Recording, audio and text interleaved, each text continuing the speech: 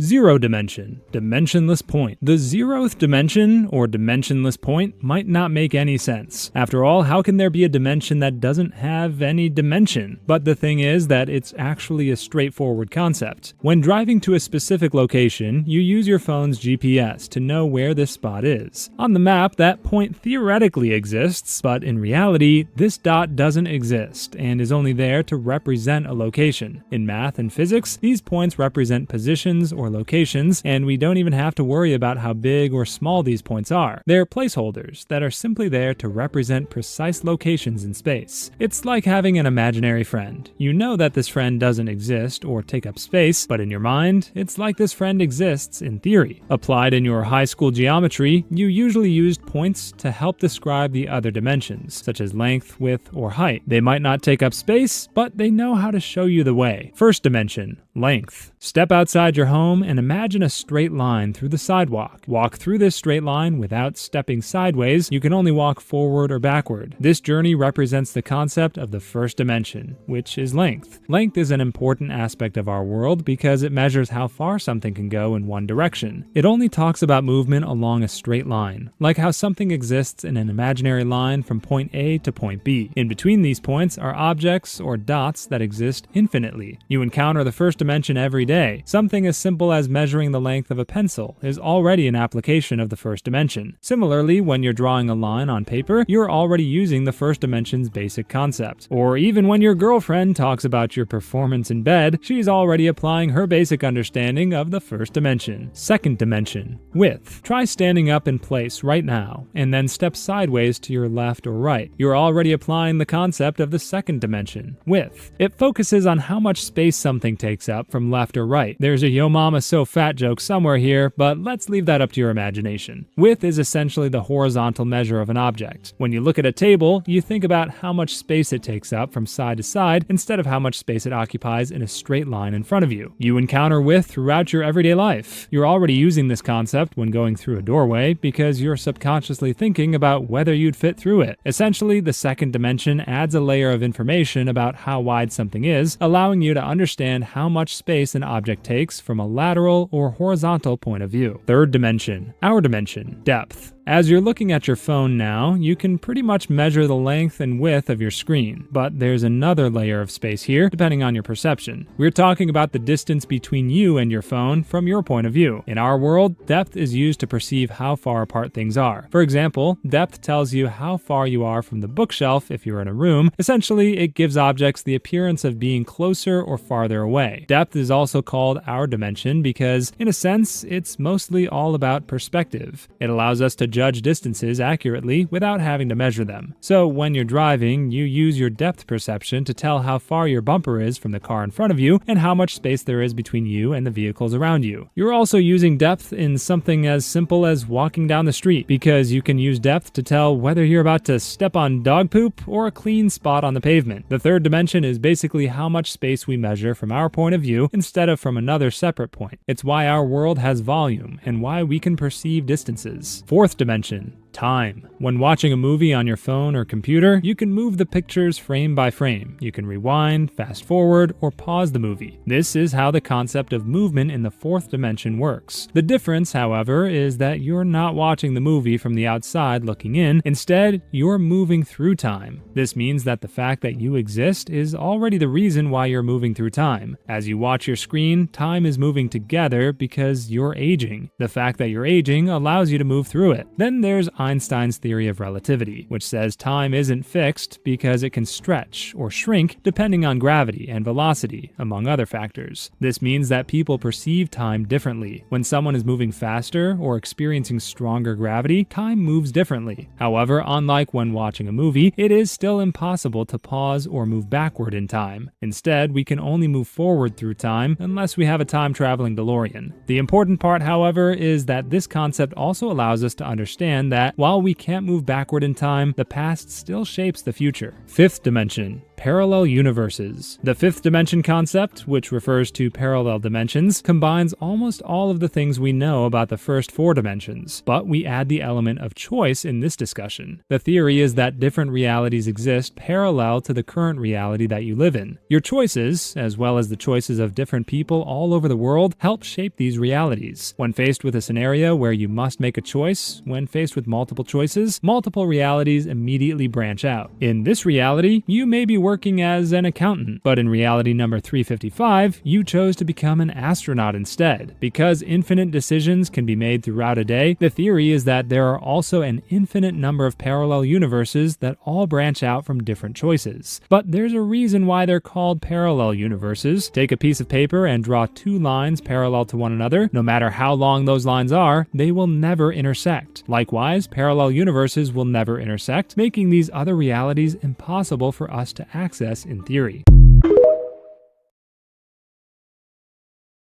Dimensions. There are thousands of dimensions. The scientists keep talking about fifth dimension, sixth dimension. There are thousands. Many of these dimensions, there will only be a slight difference. And you're constantly going in and out of these other dimensions all the time. You don't notice it unless there's something that gets your attention. I had one woman who was a college student, and she said she came out of her dormitory one day, and there was a lot of construction going on right in front of the dormitory. They had the barriers up and the orange cones, and they were digging up the street.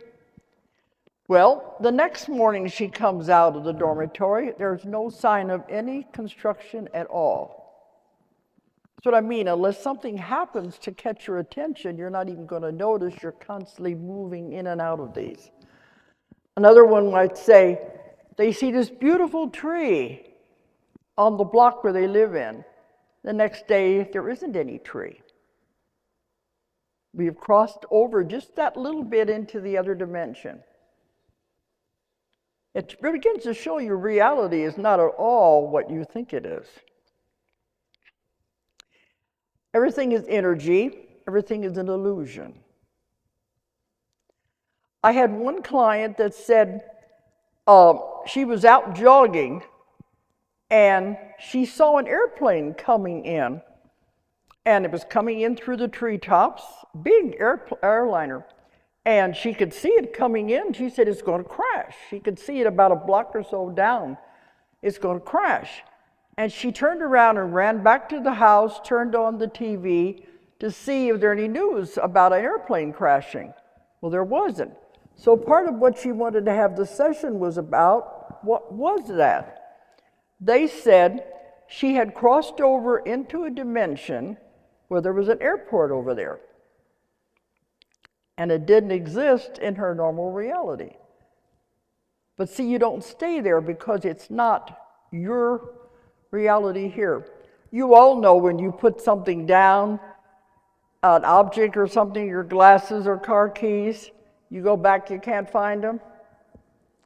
Then a little later you go back and they're there.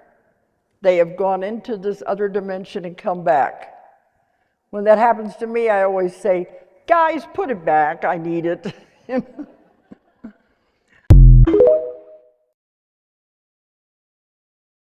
Let's talk about the different dimensions. First of all, you have to understand that dimensions aren't a physical place. It's a state of mind, a state of consciousness within you. So we were all born into the third dimension. This third dimension basically being hell. So we consider this hell because third dimensional consciousness revolves around ego, fear, anxiety, depression, closed-minded thinking, like all of these things, negativity. I mean, just look at it. Look at the picture. It looks like hell. So we're born in the third dimension to go through pain, to go through suffering, to go through depression, to go through anxiety, to go through all these things so that we can learn from them, so that we can heal from them, so that we can grow, so that we can expand our consciousness, so that we can grow our consciousness. Now let's talk about the fourth dimension. As you can see, the fourth dimensional consciousness is like the bridge between the third dimension and the fifth dimension. This is the consciousness where you have a choice of free will. Usually when you reach the fourth dimension, you go through a spiritual awakening. Meaning you still see and experience pain and suffering and all these things, but you begin to see them for what they are. You begin to understand how you can heal from them. You begin to see life for what it truly is. And as I said before, you have a choice of free will, as you can see in the picture. You can choose to remain in the third dimension, or you can choose to transform and grow and expand your consciousness and begin to reach the fifth dimension. Now let's talk about the fifth dimension. The fifth dimension revolves around your soul, equality, unity, peace, love, open-minded thinking, all of these things. Once you reach this consciousness, you begin to escape the matrix. You begin to see your pain and your suffering and all that as learning lessons. You begin to see your thoughts as separation from you. You begin to see yourself as just pure awareness of your thoughts. You also begin to see everything as oneness. Meaning when you see other people, when you see other animals, you see nature, all these things, you see it as just a reflection of yourself. And that's what we all are. We are this one pure consciousness, this one pure energy of God. So when you reach the fifth dimension, that's when you bring heaven to earth. That's when you begin to experience and see everything with unconditional love. You experience true peace and happiness and joy in life. And I think this is why the Creator set life up this way. He made us born into the third dimension and put us through so much pain, so much suffering, so much anxiety and all this stress and stuff so that we can learn from it, so that we can start to grow from it. And we begin to grow from it. We experience that in our reality. We reach the fourth dimension, then we reach the fifth dimension. That's when we begin to see everything as one. We begin to see everything as the Creator, as us, as oneness. So let's all begin to escape the matrix and begin to love one another, because that's why we are all placed in this third dimension anyway. If you want to learn more about the dimensions, make sure you hit that like button, make sure you comment down below your thoughts, and make sure you follow me. I'm sending peace and love. Elevate. Is the idea that when you're in a higher dimension, you can see below lower dimensions, but you can't see dimensions above you? Exactly, unless you have the capability of matching frequency to be able to walk in. Match the frequency. Yeah, so for example, my hand is stopped now by this table. Why is it stopped? I'm not really touching the table. There's repulsion going on. Electromagnetic repulsion between the electrons in my hand repelling the electrons in the table. You don't really touch anything. Now, if I can match the subatomic frequency of the atoms here on this table with my hand, I'd be able to pass my hand right through this table unscathed. Why? Because atoms are 99.999% empty space. Nothing is really here. Everything is only a light wave slowed down to a particular frequency. So if you can match frequencies, you can merge with things. You can walk through walls and all that kind of stuff. The things that seem paranormal could be advanced beings have tapped into some type of understanding of how to match different frequencies in our dimension and appear apparitional or paranormal, but in true reality, they could just be taking a peek in. We're living in a universe based on 11 dimensions. We know that based on theoretical physicists like Michio Kaku and many other well-respected physicists, they theorize based on the mathematics that without 11 dimensions, this universe would collapse. What is a dimension? Well, dimension is a realm that exists at a different frequency. So right now we're in the third dimension. We only can control the first and the second. The first dimension is a line. The second dimension is connected lines. And because we're in the third dimension, we're like the God over the second and the first. We can control and manipulate those dimensions from the outside. The fourth dimension is a tesseract, a fourth dimensional hypercube. From the fourth dimension and all the way up, things change completely. So we're in the third. Somebody in the fourth dimension, an entity, can see into everything. They can see through this ceiling and watch us sitting here right now. They can see the past, present, and future all at the same time. In other words, when I first walked in the building and you greeted me, they would see that. In another room, they would see us taking photos. And in this room, they would see us doing this interview, but they would see all three things happening at the same time. And then above that, you have the fifth, sixth, seventh. Now these dimensions are compactified. They're stacked so tight on top of each other. So if there are beings in higher dimensions, they can theoretically walk from their universe or their dimension directly into ours. This could be some of the reason for paranormal activity and things like that. Entities or beings having a peek into our world, into our dimension. We are now officially in the middle of the shift. And what's happening is the old world is pulling on the new world. And that effect that is going on up there trickles down here to the earth. So you have this spiritual battle that is taking place. At the same time, the physical world is being removed. You may notice recently that you keep losing items around the house, or your belongings just keep disappearing and reappearing. This is the new normal. A lot of us are falling back on our family and friends. Even couples that have been together for years, they are finally breaking up. This is because of the shift that is happening. It's all about your conscience and vibration now. You have a left path and a right path. Your left path will be those who are still stuck in the third dimension. They are still stuck in this material realm, and they cannot think outside the box. Some souls come here and get trapped in this prism, but your whole goal is to ascend. You must break this mental lock and go higher. Now the path on the right, these will be all your people who are trying to grow and are shifting. They are always trying to expand their knowledge. They don't have this big ego and think they know it all. They love to grow. Now you must remember, we are all energy. Energy is everything. We are just living a human experience. The energy within is more important than your meat suit. You must continue to grow mentally. It's you that carry the torch for your family. You carry the torch for younger generations. And you must make the ascension and become an ascended master. You have a choice. We all do. And you must learn yourself before you can learn anything else. Ashe. What is a dimension? Yeah. Well, dimension is a realm that exists at a different frequency. Right now, we're in the third dimension. We only can control the first and the second. The first dimension is a line. The second dimension is connected lines.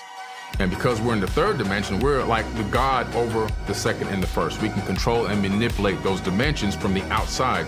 If people were living in those dimensions, like one-dimensional people or two-dimensional people, they would be at complete awe of what our capabilities were, because they first of all, they wouldn't be able to see us as a third-dimensional being. All they would see is the manipulation of their environment, and they would wonder what's going on. The fourth dimension is a tesseract, a fourth-dimensional hypercube. From the fourth dimension and all the way up, things change completely. An entity in the fourth dimension can see into everything. They can see through this ceiling and watch us sitting here right now. Right? They can see the past, present, and future all at the same time. It's like having a house and living different parts of your life at the same time in different years in the same house. Okay, teach me about the sixth dimension. Bro, are you sure your mind can handle this shit? Bro, do I look like a child to you? Okay, let's go. A person living in the sixth dimension has all the abilities of those in the fifth, like control over time and being omnipresent. But remember how I said parallel universes exist in the fifth, but you can't access them? Yeah. In the sixth dimension, a person can see all past, presents, and futures of all parallel timelines. It's like Rick on acid, bro. That means if I wanted to meet any version of myself that ever lived in this universe, including those in parallel universes, I could. Exactly. But even in the sixth, there's still limitations to your perception. Still? What limitations could there possibly be? Am I not a god at this point? It's just that all the parallel universes that you can perceive has to have the same initial conditions, aka the Big Bang. Remember, we still haven't even touched on the multiverse yet. Jesus. Okay, J. Kaizen, 7D next. Your curiosity has no limit, huh? This is proof that everybody's more than human. Think of your body like a vehicle that your soul is controlling. This is similar to when you drive a car. You're not the car, you're just controlling it. We are all multidimensional beings living a human experience. So your flesh isn't your personality, ambitions, or sole purpose. Your flesh is just what your soul is using to experience it. And this is why you should not fear death. Because even though your flesh dies, your soul and energy will always live on. It's just like leaving your vehicle. You're not controlling this vessel, but you still exist. And every soul is here for different reasons, which is why everybody has a different life experience. You may even be here for a deeper cause than somebody else. This is why it's called being the chosen one, because their purpose here is bigger than them. Do you believe sometimes you're more than human? I know I'm more than human. What does that mean? I got a greater responsibility. That means my consequences are gonna always be way more severe than a mere mortal, because the universe not gonna play with me. I know better. If I start losing money or money start not flowing, I need to reassess everybody that's around me and start moving some pieces around. Sure. Now once I move some pieces around, shit get to going back in the air, I'm on the right path.